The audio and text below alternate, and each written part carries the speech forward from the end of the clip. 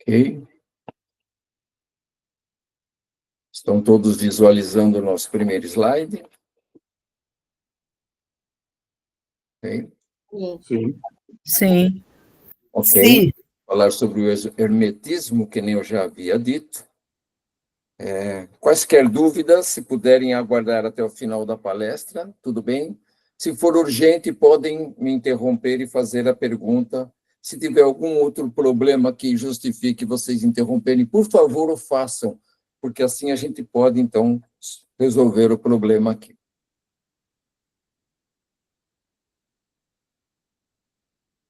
Então, nós vamos falar sobre o hermetismo, né?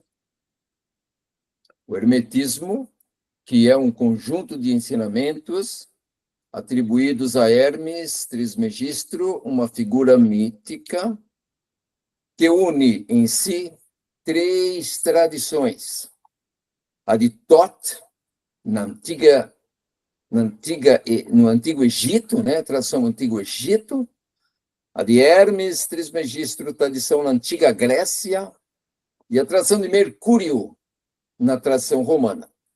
Mesmo ser, três épocas diferentes. Então, eles vão nessas três períodos manifestar o mesmo ensinamento, vestidos com uma outra fisionomia, né?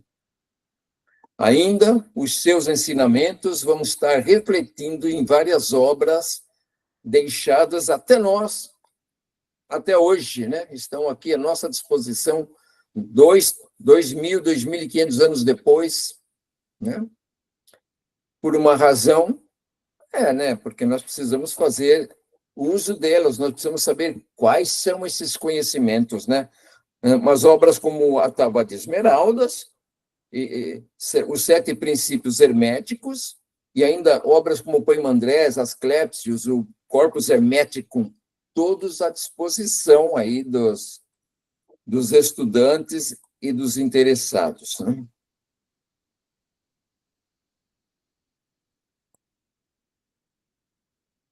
Hermetismo, tudo está conectado. O Uno irradia em todas as direções, em todas as formas da criação. O orbe dourado da figura simboliza o Logos, o Uno, ou a mente universal, origem de todas as coisas, e em torno dele aparecem 4 símbolos esotéricos. O Mercúrio, que representa a sabedoria, a comunicação, o triângulo, o fogo, a ascensão espiritual, o círculo, a totalidade, a unidade, o todo, e o infinito, a eternidade, a continuidade do espírito. E esses símbolos vão fazer parte da alquimia, a tão conhecida alquimia, muito presente nos estudos de ocultismo, nos estudos mais aprofundados aí de todas as tradições esotéricas, né? O hermetismo é a chave que une o céu e a terra, o visível e o invisível. Está conectado. Tudo está conectado. O Uno irradia em todas as formas da criação. O Uno está presente em todas as formas da criação. Hermes revelou que a sabedoria é o elo secreto entre o homem e o cosmos, entre a matéria e o espírito. Prestem bem atenção. A sabedoria / gnose é o elo secreto entre o homem e o cosmos, entre a matéria e o espírito. E vai haver um entrelaçamento muito próximo entre o hermetismo e o gnosticismo. Assim como é em cima, é abaixo. Assim como é dentro, é fora. Essa é uma das afirmações, é uma das verdades mais conhecidas desse ambiente hermético. Nós vamos falar sobre ela no decorrer dessa e da outra palestra.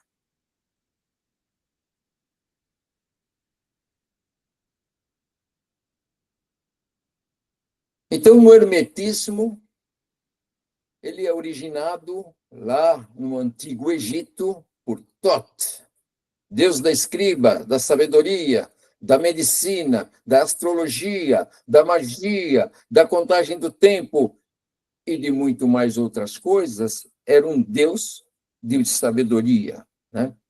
Provindo de lá da Atlântida.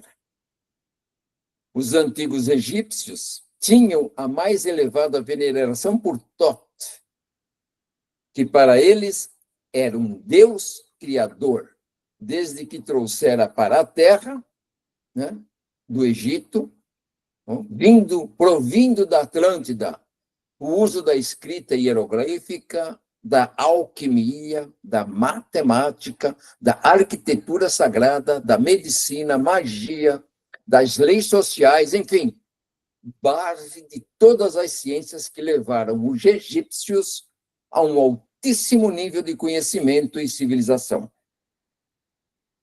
Então, vamos só recordar um pouquinho. No final da Atlântida, quando estava visível que ela ia sucumbir, que ela ia desaparecer, os mestres e os grandes avatares que lá estavam, eles procuraram, então, recolher esses seres avançadíssimos na espiritualidade e os recolheram para a terra firme, né? se fixando primeiramente lá no Egito, onde eles, então, puderam já semear a sua sabedoria entre o povo do Egito. E lá veio Thoth também, entre muitos outros, né? Nós temos uma palestra que fala quais foram esses avatares que vieram para cá. Coincidentemente, foi no meio da quinta raça raiz da época atlântica que começou a acontecer esse recolhimento desses seres para separá-los para uma próxima raça, né? Coincidentemente, nós estamos na quinta raça raiz, ou seja, nós estamos na quinta raça área, desculpa, na quinta sub-raça, né? Da quarta raça raiz, da raça ariana aqui, da sub-raça ariana aqui. Então, nós estávamos na Atlântida, passamos para a raça área, e aqui nós estamos na quinta sub-raça, no mesmo momento que estava a Atlântida. E é a hora que começa a separação daquilo que a gente vai chamar o joio do trigo, para que o trigo possa ser levado em outros campos para, então, alimentarem outras pessoas, se vocês estão entendendo o que eu estou falando. Segundo Platão, foi Thoth, conhecido dos egípcios, ou Hermes, conhecido dos gregos, e mais tarde Mercúrio, para os romanos, o pai da geometria, revelador do uso de números, criador de hieróglifos, astronomia, matemática, medicina, arquitetura, religião, sistema de governo, enfim, tudo isso que eles trouxeram para nós já existia na Atlântida. Então, a Atlântida, tudo de sabedoria que hoje nós temos aqui na nossa raça, né, no nosso universo, já existiu na Atlântida. O objetivo aqui da nossa raça ariana é desenvolver a mente. Por isso que todas essas sabedorias materiais já existiam na Atlântida e eles, então, se encarregaram de trazer. Teria, então, o Thoth deixado mais de 2.000 livros escritos, tratados científicos, pergaminhos, papiros, que se perderam ao longo do tempo. Thoth compreendia todos os mistérios da alma, pelo que está escrito no Livro dos Mortos do Egito. Tá? Pois, ao morrer, abandonamos as trevas materiais do corpo humano e voltamos à luz da existência não humana, física.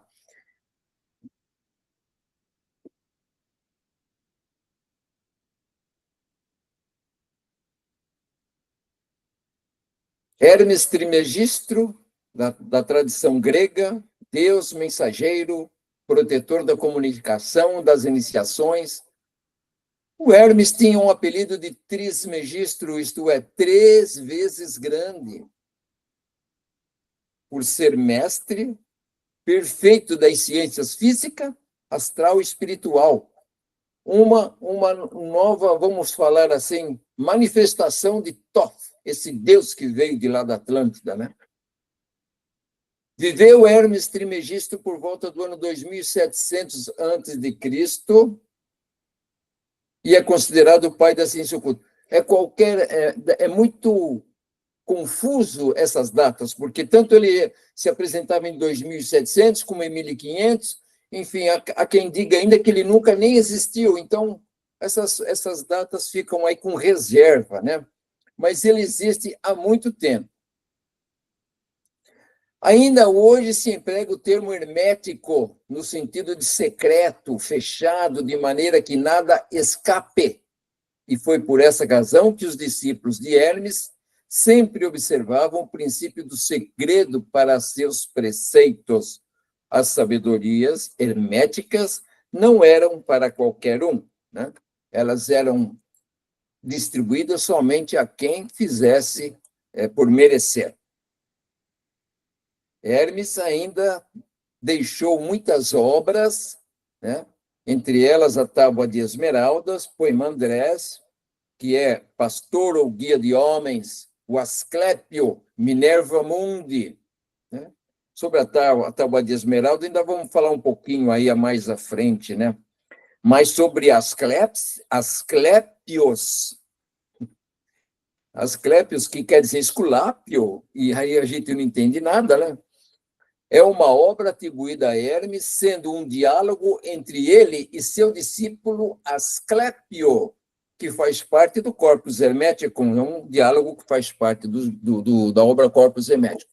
O texto grego, no entanto, conhecido como Discurso Perfeito, foi inserido nos papiros mágicos e é o único tratado hermético que chegou até o nosso tempo na sua forma completa. Veja como Asclépios, de 21 a 29, foi encontrado nas suas formas originais na biblioteca de Nag Hammadi. Entenderam a importância do Hermes, né? Então, isso mostra que os irmãos que lá estudavam gnosticismo na época da confecção da biblioteca, já estudavam também Hermes, através dos seus diálogos com Asclépios. Estudavam também Platão, porque está lá o livro da República na biblioteca de Nag Hammadi. Está o livro Asclépios.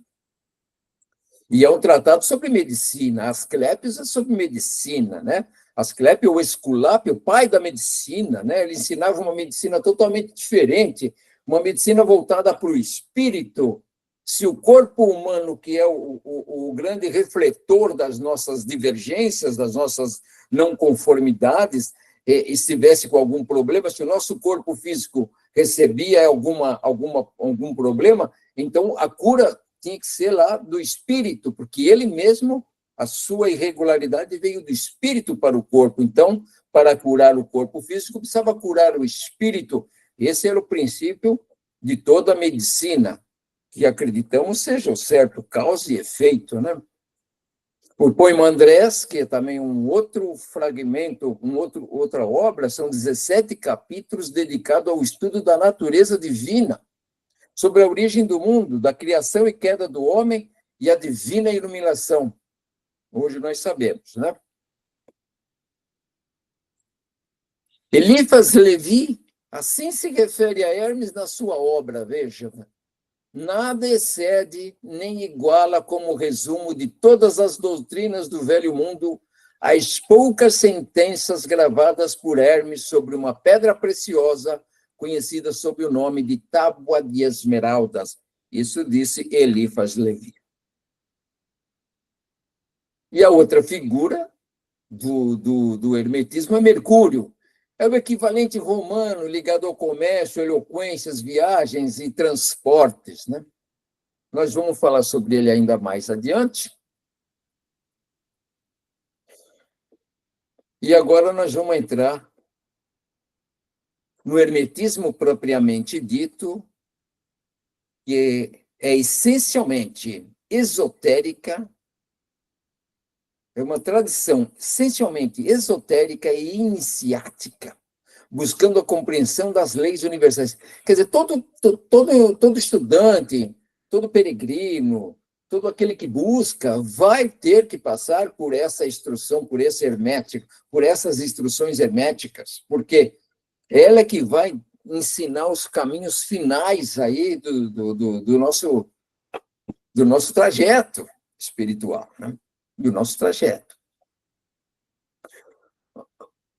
Nós já mostramos, mas tanto o corpus hermético, nos escritos gregos, a tábua de esmaragdima, tábua de esmeraldas, e as tradições alquímicas, cabalísticas e gnósticas, tudo isso estão relacionados. Então, como eu falei, a associação com o gnosticismo vai estar muito próxima, né? E nós vamos entrar em contato já com uma palavrinha que apareceu aí, alquímica, ou alquimia, que é a química da alma, né? Que vai ensinar nós a aplicar a transubstanciação aos nossos corpos. Então, o hermetismo ele é composto por uma entidade tripla, um só espírito, três nomes, três faces. Thoth, Hermes e Mercúrio. A sabedoria se vestindo conforme o tempo e o povo, mas permanecendo sempre una. Então, conforme Thoth no Antigo Egito, Hermes na Grécia, Mercúrio em Roma, nos romanos, né? Todos distribuindo a mesma sabedoria de formas associadas ao tempo que estavam, né? Nós vamos explorar um pouquinho essas três entidades aqui, mais um pouco. Nós começando por Thoth no Antigo Egito. Ele escreveu nos céus e nas pedras a linguagem dos deuses para que o homem pudesse recordar a sua origem divina. Vejam, então, que o objetivo, então, deles é que nós recordássemos de nossa origem divina. Lembra que lá na leitura dos Salmos era para que nos alertar que Deus existe, né? E de todas as passagens que tem na Escritura Sagrada, que é para nos lembrar que, olha, vós não sabeis que sois deuses, que nem diz Paulo, ou que eu sou Deus em ação, como diz o Rosacrucianismo, e muitos outros que tem por aí. Então, alguma importância devemos saber que deve haver para que nós nos conscientizemos que nós somos Deus em ação, né? Nossa origem é divina. Né?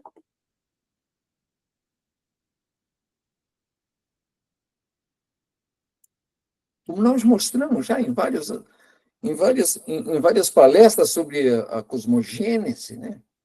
Nós começamos lá como uma mônada e depois fomos nos desenvolvendo, passando pelo aquele dia cósmico, quando nós éramos somente uma consciência mineral, e depois uma consciência vegetal, e em seguida uma consciência animal, até chegar a uma consciência hominal, e nós não paramos por aí, nós vamos continuar. Né? Nossa origem é divina. Thoth, no Egito Antigo, deus de sabedoria, ciências, magia, ritual, coração de Ra, juiz e árbitro, sacerdote atlante, né? Deus do conhecimento, Thoth, um ser, um corpo humano com cabeça da ave íris, né? Deus da sabedoria, do conhecimento, da escrita. Ele é o inventor dos hieróglifos, patrono dos escribas, isso nós já falamos. Juiz e árbitro, atuava como mediador e juiz nas disputas dos deuses. Sua sabedoria era usada para manter a ordem e a lei. Thoth é a figura central do hermetismo. Ele está associado a Hermes Trismegistro, numa fusão sincrética greco-egípcia, considerando o autor dos textos herméticos. Ele é representado como um homem com cabeça de ibis, às vezes com cabeça de babuíno, na maioria das vezes de ibis. Miticamente, teria sido o sacerdote Atlante que levou a sabedoria e o conhecimento atlântico até o Egito, né? Como nós já explicamos. Sua importância é grande. Tote representa o advogado da alma, da humanidade perante os deuses. Esse quadro reflete o julgamento da alma e o trabalho de Tote e dos outros Anubis e também de Osíris, Horus. Nesse quadro, vocês vão perceber que Anubis carrega pela sua mão uma alma de um morto. Vocês podem ver, deixa eu pegar aqui um lapisinho para mostrar.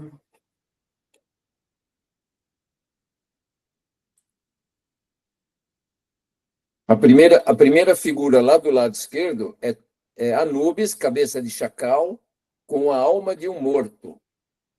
Ok? Deixa eu ver aqui onde é que eu pego o meu lápis, hein? Aqui.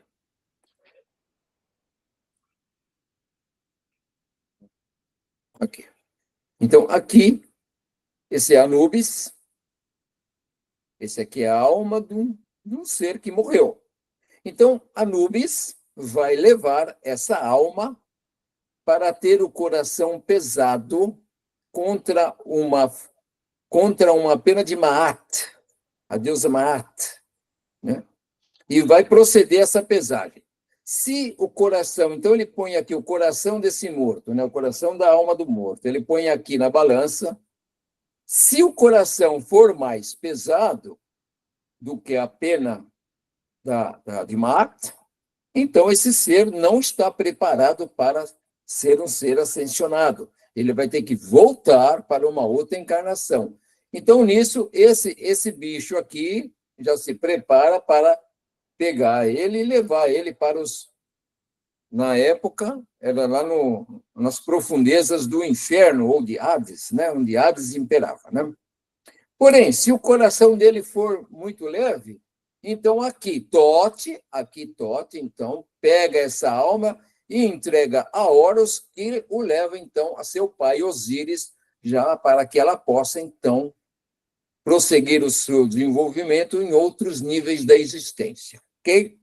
Aqui em cima são os outros juízes julgadores que também participam deste julgamento. Ok, meus irmãos, ok. Isso é um quadro muito interessante. Depois a gente poderá falar mais sobre ele, se vocês tiverem alguma dúvida, né? Se o morto, então, estivesse cheio de pecado, seria comido pelo Amute, aquele cachorro que está lá perto, lá. Um bicho em forma de cachorro, né? O devorador de mortos, presente no momento do julgamento. Então, a Deus vida eterna no reino da luz, né? E a alma vai reencarnar em novos corpos físicos na Terra até a sua purificação final. Essa é a importância de Thoth, né? Até hoje, né? Eu botei aqui um quadro sobre Anubis, porque ele não está ligado ao hermetismo, né? E às vezes é muito confundido, né? É o Deus do pós-vida, guardião da necrópole, julgamento final, pesagem do coração, etc., né? Ele não pertence ao hermetismo, então a gente só colocou aqui para que a gente diferenciasse a sua função aí. O Hermes Trismegisto já é Tote na Grécia, né? 3 vezes grande, de novo. Grande, dominava as filosofia, alquimia, magia e patrono da tradição hermética, né? Revela a ponte entre o homem e o divino. Também Hermes era conhecido por ser rei, sacerdote e legislador, né? A máxima Herme, rei, sacerdote e legislador, não é uma situação direta de um texto hermético, não, mas sim uma forma de resumir o seu papel multifacetado de Hermes e suas influências na tradição ocidental. Como rei, representa o poder do governo e a organização da sociedade. Nessa sociedade que a sabedoria não é apenas teórica, ela deve ser aplicada para criar uma sociedade justa e ordenada. E Hermes, como rei, é governante iluminado, tá? Que aplica princípios divinos para o bem-estar do seu povo. Como sacerdote, refere-se à sua função como elo entre o divino e o humano. E como legislador, simboliza a criação de leis e a transmissão do conhecimento. Hermes é visto como doador de leis e códigos que não são apenas jurídicos, mas morais, espirituais, guiando o comportamento humano em alinhamento com a ordem cósmica. E vocês vão escutar muito falar sobre Hermes, sacerdote e legislador. Mercúrio, mensageiro dos deuses, guia das almas. Mercúrio é o movimento eterno entre os mundos, o espírito que transforma e conduz. Então, ele também é Deus do comércio e da prosperidade. Condutor de almas, psicopompo. Mercúrio é responsável por guiar as almas dos mortos até o submundo. Ele era o psicopompo, ou condutor de almas, uma função que compartilhava com Hermes. Essa atividade o conectava ao mundo dos mortos e aos mistérios entre a vida e a morte. Os símbolos, além das sandálias e do seu chapéu alado, o símbolo mais reconhecido de Mercúrio era do caduceu, um bastão entrelaçado por duas serpentes. Ele usava para mediar conflitos como símbolo de sua autoridade. O caduceu é aquele bastão que tem as serpentes entrelaçadas, né? Tem uma lenda que diz que duas serpentes estavam brigando, estavam se degladiando no solo. Então chega Mercúrio com o seu bastão e aproxima esse bastão das serpentes e elas imediatamente se harmonizam, então se entrelaçam e sobem no bastão já harmonizadas. Tá?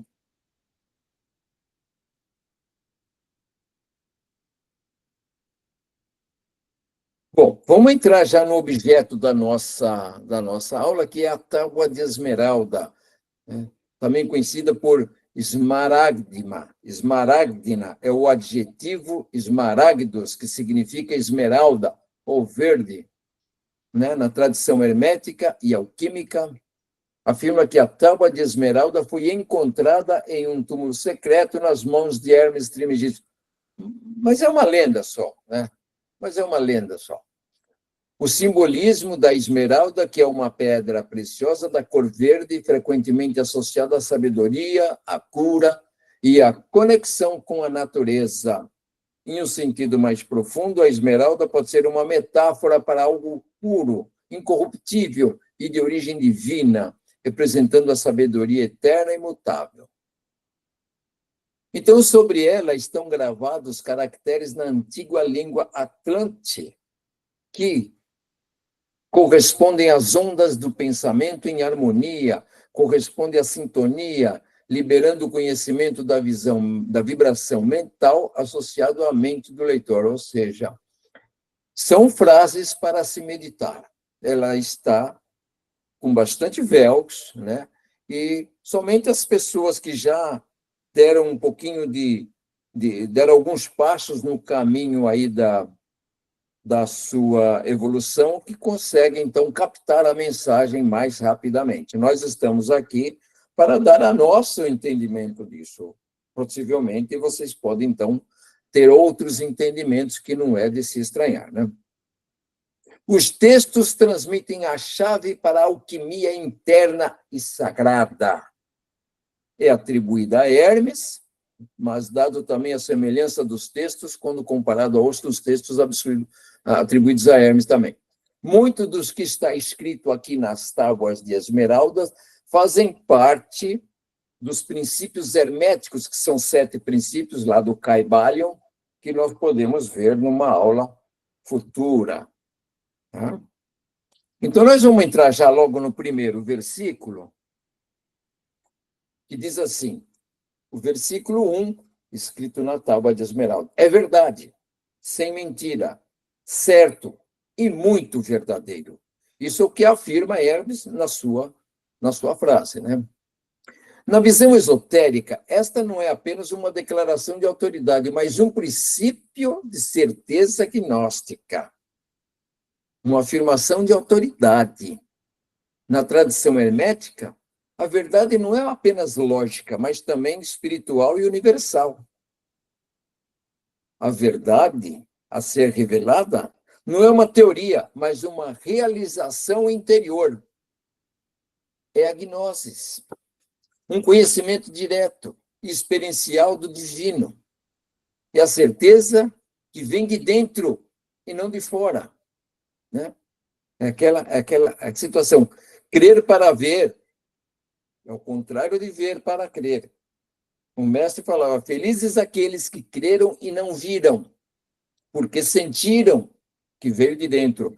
Essa é um dos entrelaçamentos gnósticos, ou seja, ela vai trazer a verdade, né, vinda de dentro.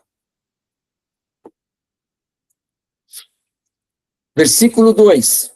Então, vai dar origem depois ao segundo princípio da correspondência, né? O que está em cima é como está embaixo, e o que está abaixo é como está acima, para realizar milagres de uma única coisa.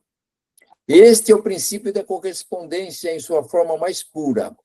Esotericamente, ele é a chave para a magia e a alquimia. Compreender essa lei permite que o adepto atue no microcosmo, ou seja, seu próprio ser, para influenciar o macrocosmos, que é o universo. Os milagres de uma só coisa referem-se à grande obra da unificação, a união do ser humano como divino, do material com o espiritual.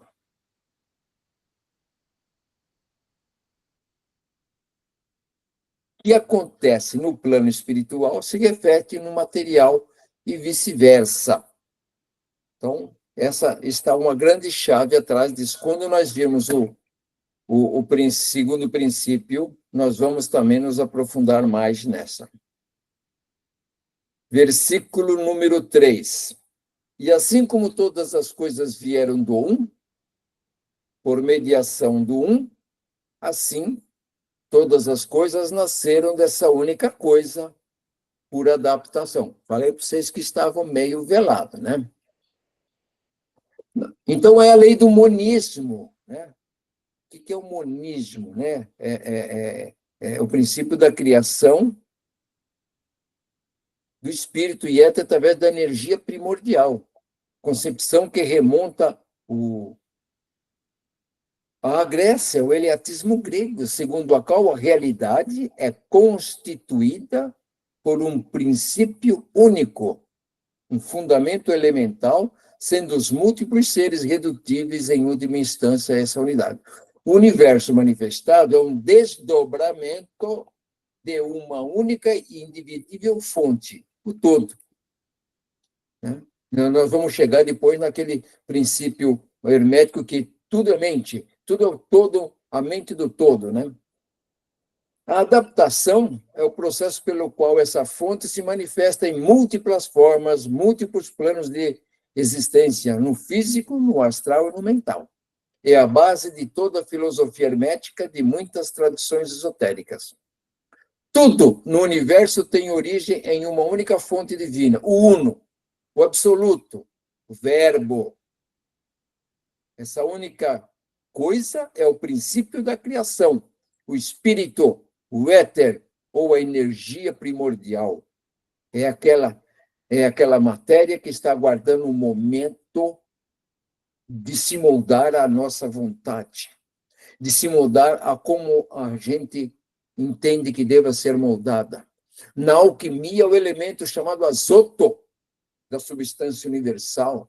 Né? Então, é uma matéria que vai constituir o mundo conforme nós assim o desejarmos.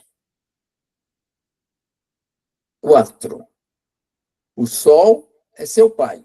a lua, sua mãe. O vento o trouxe em seu ventre, a terra, sua nutriz.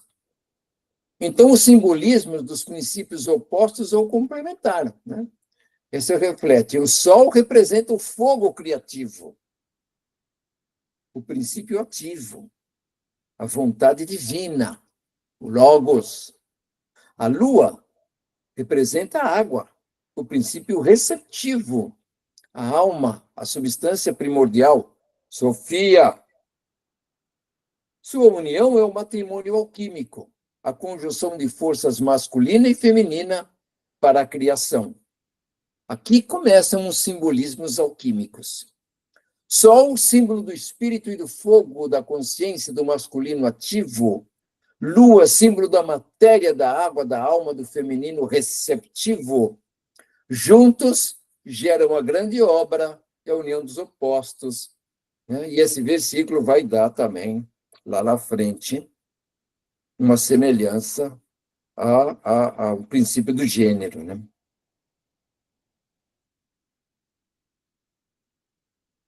A atenção desse jeito, desse voz, já mostra o lado também, que a gente observa que vai ter uma certa resistência, sim, lá no Senado, com relação a esses projetos, e ele já demonstra. Desculpa, eu não entendi, você podia falar. Eu não entendi a sua observação. Não, perdão, foi um erro. Podemos continuar?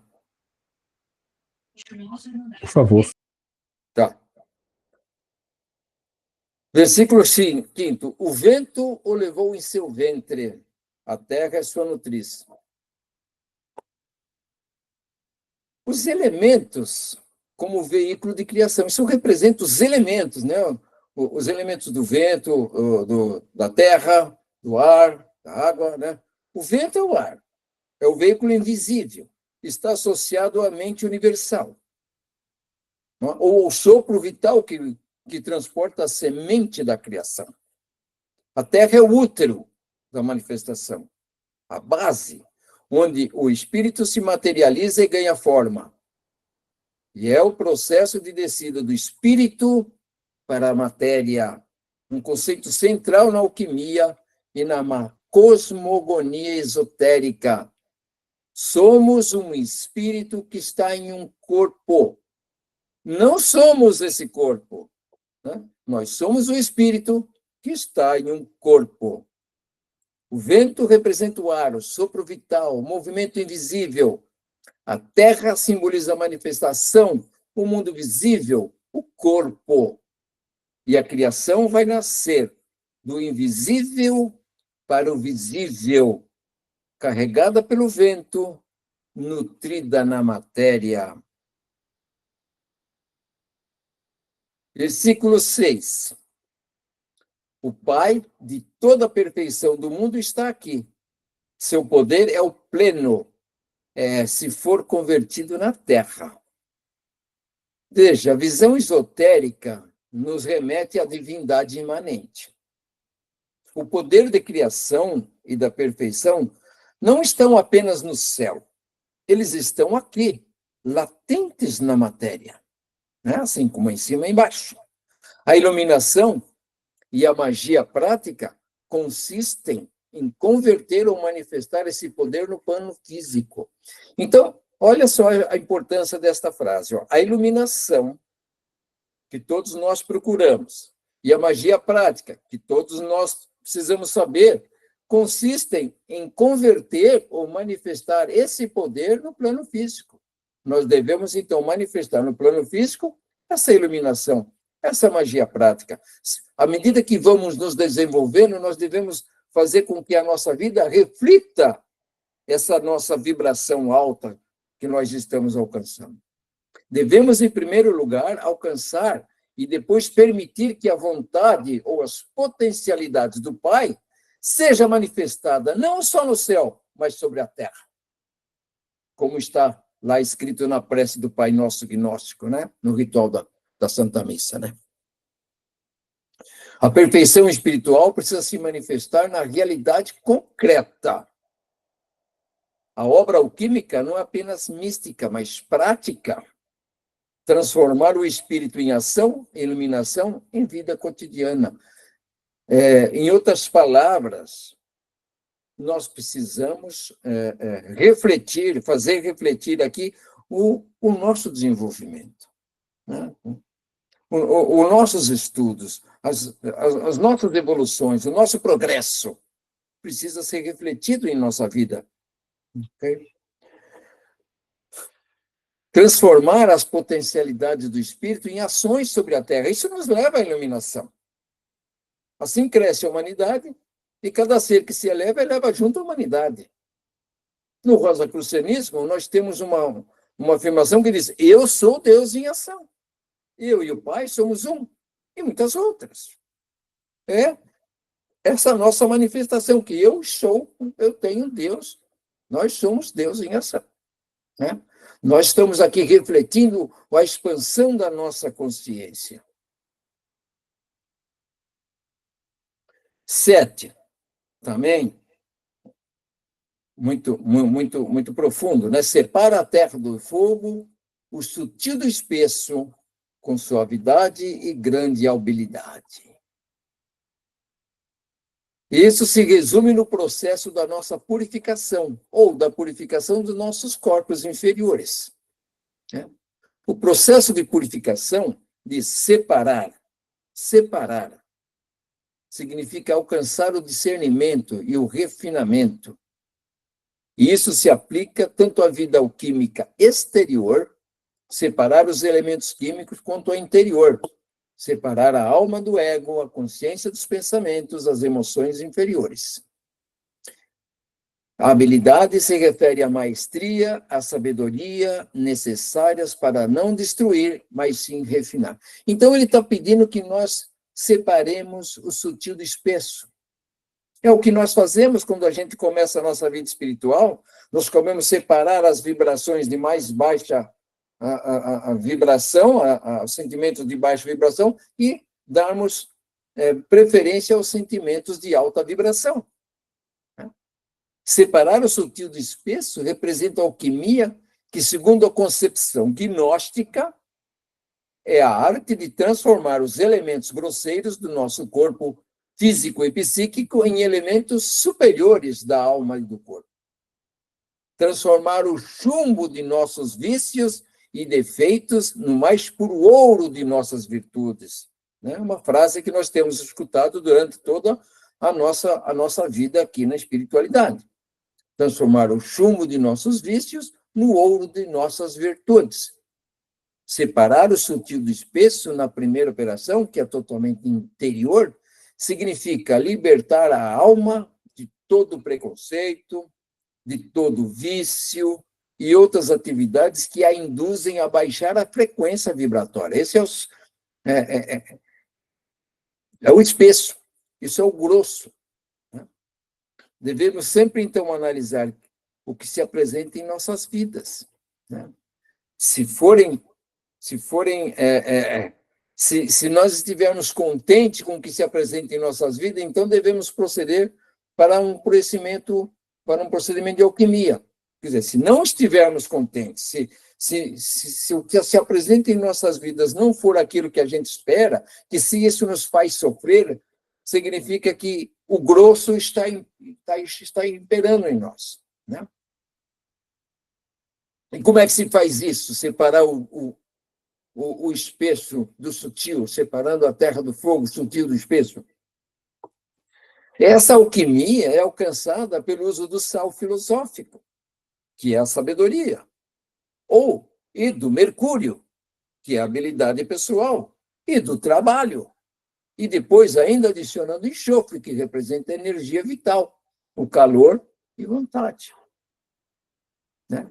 Então, dessa forma, chega-se a se transformar o ouro espiritual até as coisas menos preciosas e até as imundícies da terra. Hermes revelou que a sabedoria é o elo secreto que une o homem ao cosmos, através desses ensinamentos, através dessas verdades que ele está deixando para nós.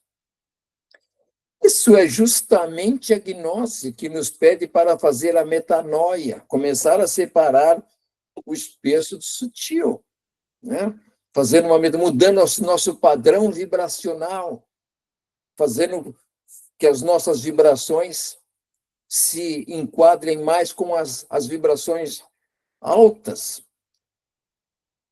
O hermetismo se presta a aproximar o homem de Deus e seus ensinamentos são para que o homem primeiro se recorde da sua herança divina e depois se concentre e trabalhe para representá-la. Uma vez encontrada, já conscientizado da sua herança divina, manifeste-a na Terra. Este é o processo alquímico clássico de purificação. Separar os elementos, discernir o espiritual do material, o essencial do supérfluo. E também é uma metáfora para o trabalho interior de autoconhecimento. Lembremos a frase do oráculo de Delves: ó homem, conhece-te a ti mesmo e conhecerás universos. Mas mestres ainda que se apresentam mais recentemente nos deixam uma outra ferramenta para justamente alcançar essa separação, esse refinamento das nossas almas. A chama violeta. O mestre Saint-Germain nos trouxe a chama violeta, que faz a transmutação das energias grosseiras que estão apegadas à nossa volta em nossos corpos mais físicos, né? mais espessos, mas nós, às vezes, nem damos conta.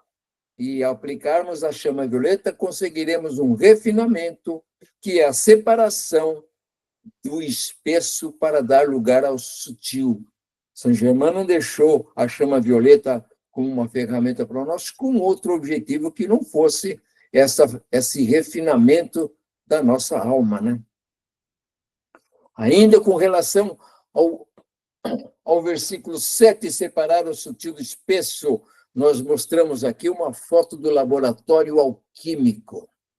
O que é o laboratório? Os alquimistas, que na antiguidade eram conhecidos por trabalhar a química e a alquimia, mas eles eram obrigados a esconder o seu trabalho real de alquimia atrás da química. Então, eles, para uns, mostravam que estavam trabalhando com a química, mas, no fundo, trabalhavam a alquimia. Então, o laboratório alquímico mostra justamente isso. Vocês vejam aqui, um local onde você tem um laboratório. Do lado direito, você tem um laboratório onde estão lá a forja, estão lá os componentes químicos para serem manuseados, todas as formas de você fazer uma química material, né? No lado oposto, você vê o laboratório alquímico, que é onde, então, o ser se presta mais a fazer as suas meditações, orações, você tem lá frases, onde ele, então, faz o tratamento e a alquimia dos seus corpos. E, então, ele diz que vai transformar o chumbo em ouro no seu laboratório material. Sabemos que isso daí, até hoje, não foi conseguido, mas o chumbo dos seus vícios, transformar no ouro de suas virtudes, ele consegue no laboratório alquímico, e não no químico material, né? Então, só para nós entendermos essa figura do laboratório alquímico, nós precisaríamos de uma aula inteira para decifrar todos esses pontos aí que estão aqui mostrando que tem alguma relevância, né? No versículo 8, na tábua número 8, ele diz assim: ele sobe da terra ao céu e, de novo, desce à terra, recebendo o poder das coisas superiores e inferiores. Na visão esotérica, representa o ciclo da morte e do nascimento espiritual. É o processo de iniciação. O adepto morre para o mundo material, subindo ao céu para receber o conhecimento e poder, e depois renasce, descendo à terra para aplicar essa sabedoria e transformar-se a si mesmo e transformar, então, o mundo. É o conceito de iluminado no mundo. E esse é o nosso caminho. Nós vamos ter que que chegar nesse ponto, nós vamos ter que uma hora morrer para esse mundo material e nascer para um outro mundo, de outra vibração, de outra realidade, né? E aí, depois, no mundo, como iluminado, nós vamos, então, trabalhar para o benefício dos outros irmãos. Esse é o movimento de transmutação, elevar-se espiritualmente da terra ao céu e depois trazer essa luz de volta para transformar o mundo, ok? Do céu à terra. É também a ideia do fluxo entre a matéria e o espírito, né?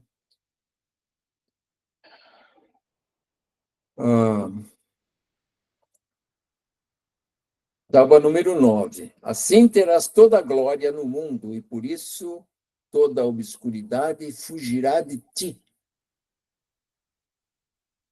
É o fruto da grande obra, na visão esotérica, o fruto da grande obra. Glória não é o poder ou riqueza material.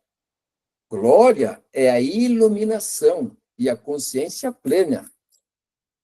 Essa é a visão que devemos ter da iluminação da consciência plena, como glória.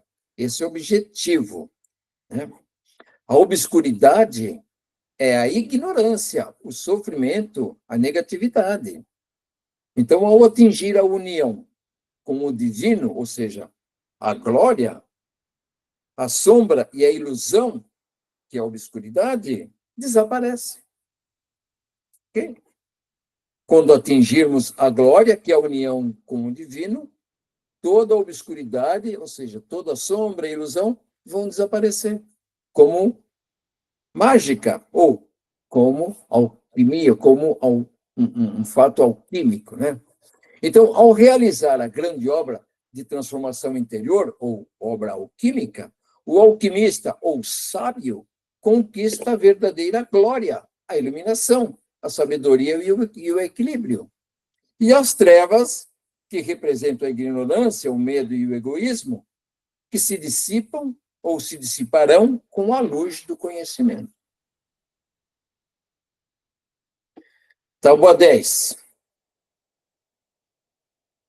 É a força forte de toda força, pois vencerá toda coisa sutil e penetrará em toda coisa sólida. A potência do espírito, essa é a visão que a gente tem, é a potência do espírito. O fogo secreto, ou princípio vital, é a energia primária da criação. O fogo secreto, na alquimia, é a energia primária da criação. Ele é sutil, suficiente para permear o plano mental, astral, e poderoso bastante para transformar a matéria. É o poder da vontade espiritual sobre toda a realidade. A isso, os Rosacruzes chamam igni natura renovatur integra. A natureza se renova integralmente pela ação do fogo, igni natura renovatur integra. O espírito, ou fogo secreto, é tão poderoso que pode agir sobre tudo, tanto no etéreo como no físico. É uma referência ao poder do espírito consciente da vontade iluminada. Vejam, meus irmãos, uma citação de Hermes representa aquela nossa frase que a gente já fala há bastante tempo no rosacrucianismo, que é a natureza que precisa se renovar pelo poder fogo. Na Tábua 11, assim o mundo foi criado. É a lei da cosmogonia, da criação dos mundos. Esse preceito, afirma que o processo descrito dos ciclos de descidas e subidas, da união dos opostos e a purificação, não é apenas um caminho para o adepto, mas para a própria fórmula da criação universal. O macrocosmo segue as mesmas leis do microcosmo e vice-versa. O microcosmo segue as mesmas leis do macrocosmos. E assim como em cima e embaixo, é o mesmo processo utilizado para fazer a expansão do cosmos, né? Tudo que existe seguiu esse processo. A união dos opostos, o desdobramento do uno, a manifestação da energia sutil na matéria, é uma cosmogonia alquímica mística. Cosmogonia alquímica mística. Conforme o homem se eleva através da sutilização de suas energias, assim o universo também se sutiliza. E a Terra só será uma estrela brilhante quando todos os seres terrestres estiverem já iluminados. Então, a Terra vai ser um astro de luz, quando todos os seus seres estiverem todos já iluminados. E o versículo 12, disso sairão admiráveis adaptações, cujo modo é aqui. É o princípio da manifestação. Tudo, absolutamente tudo, poderá ser criado à vontade do homem. Uma vez que a fórmula é compreendida, aplicada, ela pode ser usada para criar ou adaptar qualquer coisa. É a chave da magia e a manifestação consciente. Muitos outros fenômenos e processos decorrem dessa única lei ou fórmula universal que está expressa nesse texto. E agora, como eu falei que eram 12 versículos, tem mais um, porque um foi dividido em dois, que é o 11 e o 12, né? Então, o 13 diz: por isso sou chamado Hermes Trismegistro, pois possuo as 3 partes da filosofia do mundo. A unidade junto com a sabedoria. Essas 3 partes são tradicionalmente a alquimia, que é a transformação do ser, a astrologia, o estudo das correspondências cósmicas, e a teurgia, a magia cerimonial para a união com o divino. Juntos, elas formam a base da filosofia hermética.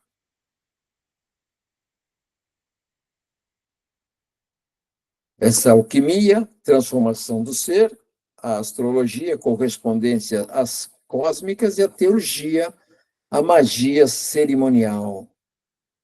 Tudo isso é o que nós encontramos bem sutilmente dentro dos nossos textos Rosa-Cruzes, dentro dos rituais Rosa-Cruzes, ali, escondidinho, mas presentes,